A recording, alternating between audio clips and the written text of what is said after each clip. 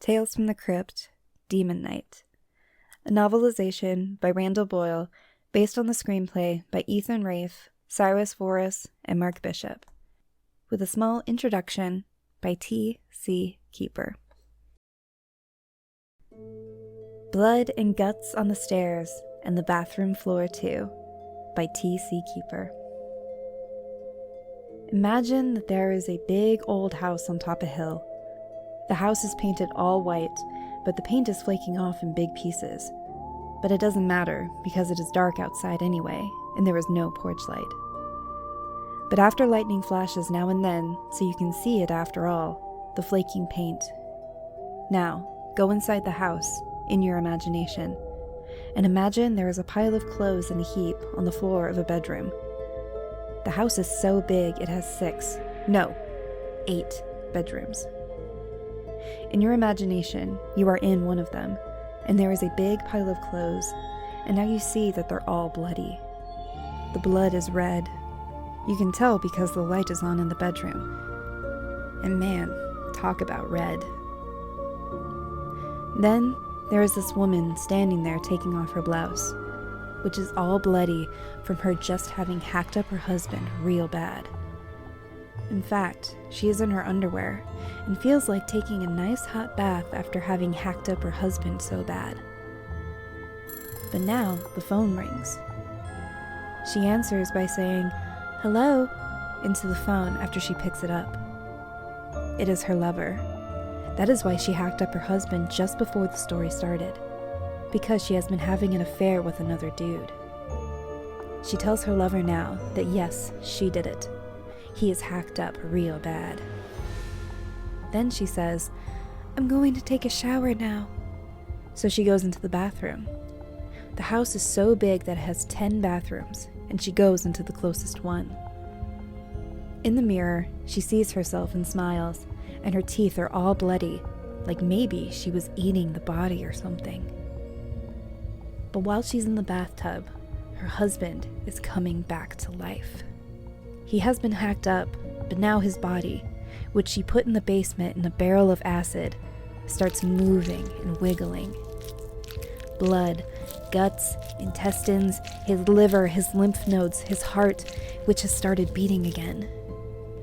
So what is left of Walter crawls up the basement steps with the axe that she used still sticking out of his skull. The house is so big that it has 14 stairways, and he must crawl up all of them, and it takes him a long while. But she is taking a long bath upstairs, so he has some time. Finally, he pulls the axe out of his head and opens the door. Amanda doesn't notice this yet, because she put a wash rag over her eyes to get rid of her makeup.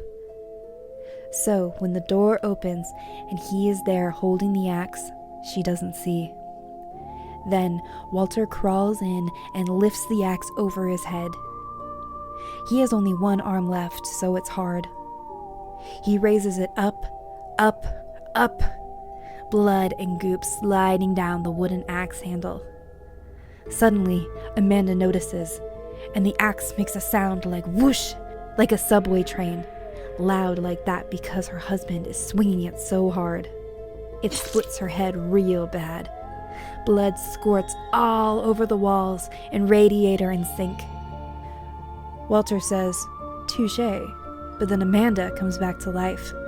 She kills him again, and then he kills her, and they do it until they are nothing but slices and pieces like noodles and pasta or dog food. Then her lover comes over and finds them like that, little squiggly pieces that can never die.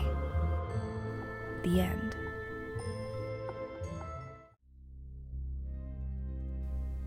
Oh, hi, kitties. Pretty bad, huh? This is your old pal, the Crypt Keeper. I wrote that little horror story 6 months ago as my first assignment in the famous Dead Writers course. It's a mail-order correspondence course designed to turn mediocre writers into top-notch frighteners. Ever read any books by Clive Darker, Scream Koontz, John Skull, or everybody's favorite, Stephen Cringe? That's how they all learned how to write so well. With the publication of this book, I join their ranks, and I'm rankier than they'll ever be. Probably richer, too. Yes, the famous Dead Writers Course turned a fledgling Edgar Allan Poe like myself into what I am now, the author of the book you are holding in your hands. Paws, claws, talons, whatever. If this book sells enough copies, they might make it into a movie. And if they do, your favorite E.C Keeper will write the screenplay and direct the movie himself. You can bet your life on it, if you still have one after reading this story.